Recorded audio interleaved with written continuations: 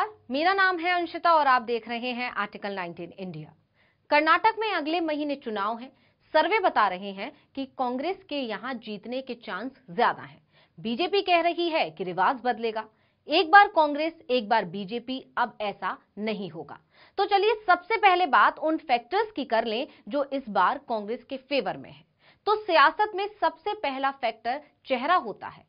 इस सिद्धांत के हिसाब से तो सिद्धारमैया का चेहरा इस बार जनता की पहली पसंद है।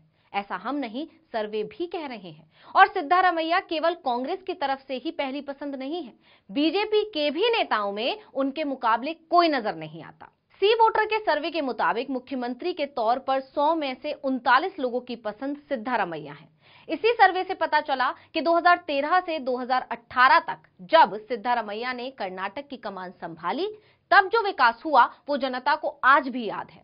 असल में सिद्धारमैया के पास जो रिकॉर्ड है वो किसी और के पास है भी नहीं। कर्नाटक के इतिहास में वो अकेले ऐसे मुख्यमंत्री हैं जिन्होंने 5 साल पूरे किए। यानी स्थिरता और विकास दोनों के मामले में कर्नाटक में सिद्धारमैया के सामने कोई नहीं है। और इस बार तो सिद्धारमैया ने अपना इमोशनल कार्ड भी खेला है। उन्होंने ऐलान किया है कि ये उनका आखिरी चुनाव होगा।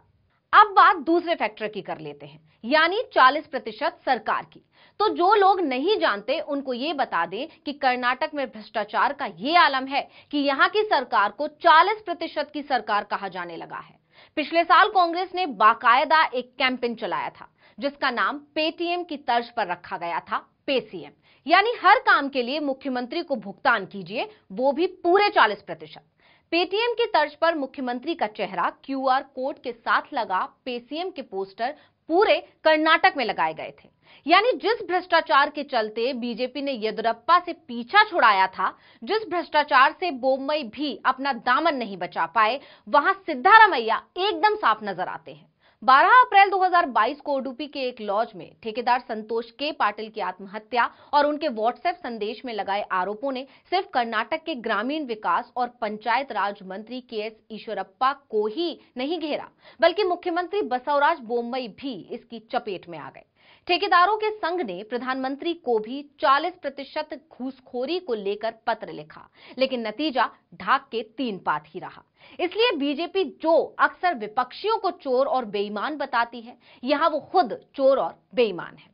अब बात तीसरे फैक्टर की, यानी जाति समीकरण। तो वैसे कर्नाटक की राजनीति में लिंगायत और बोकालेगा दो ऐसे फैक्टर हैं जिन्हें किंग मेकर कहा जाता है। लिंगायत और बोकालेगा दो जो 17 और 15% आबादी का हिस्सा हैं, मिलकर 224 विधानसभा सीटों में से 185 सीटों पर प्रभावशाली मतदाता माने जाते हैं। वहीं सिद्धारमैया के अहिंदा के लिए किए काम लोगों को याद है। अहिंदा का मतलब होता है अल्पसंख्यकों, दलितों और पिछड़ी जातियों के लिए कन्नड़ में संक्षिप्त नाम। आबादी का 65% से ज्यादा है। इसके साथ ही अपने पिछले कार्यकाल में सिद्धारमैया ने कर्नाटक विधानसभा चुनाव 2018 की घोषणा की। पूर्व लिंगायतवाद तो अल्पसंख्यक का दर्जा देने के लिए केंद्र को एक प्रस्ताव भेजा था। सिद्धारमैया के इस कदम को मास्टर स्ट्रोक कहा गया था, क्योंकि लिंगायत समुदाय की ये लंबे समय से चली आ रही मांग थी। इसके अलावा डीके शिवकुमार कांग्रेस के बोकालिगा समुदाय के सबसे बड़े चेहरे हैं। तो कांग्रेस के पास भले ही लिंगायत वोट ना हो, लेकिन डीके शिवकुमार के चलते उनके पास बोकालिगा समुदाय का समर्थन बड़े पैमाने पर है। वहीं लिंगायत समुदाय के प्रभावशाली वीराशैव लिंगायत समुदाय के मुख्यमंत्री बसवराज बोम्मई और लिंगायत समुदाय के सबसे बड़े नेता येदियुरप्पा बीजेपी के पाले में है।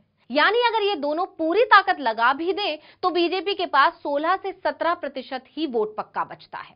यानी हर हाल में कांग्रेस का पाला इस चुनाव में भारी नजर आ रहा है। लेकिन यहाँ एक पेच भी है, और वो पेच है कांग्रेस का अपना मुख्यमंत्री पद के चेहरे को लेकर साफ रुख नहीं अपनाना।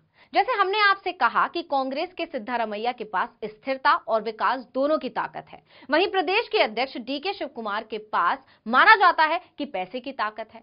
ऐसे में इन दो नेताओं की तकरार कांग्रेस को भारी पड़ सकती है। डीके शिवकुमार 2018 के बाद ईडी के निशाने पर रहे और प्रदेश में कांग्रेस के बड़े नेता के तौर पर उभरे। उनकी छवि कांग्रेस को नुकसान पहुंचा सकती है।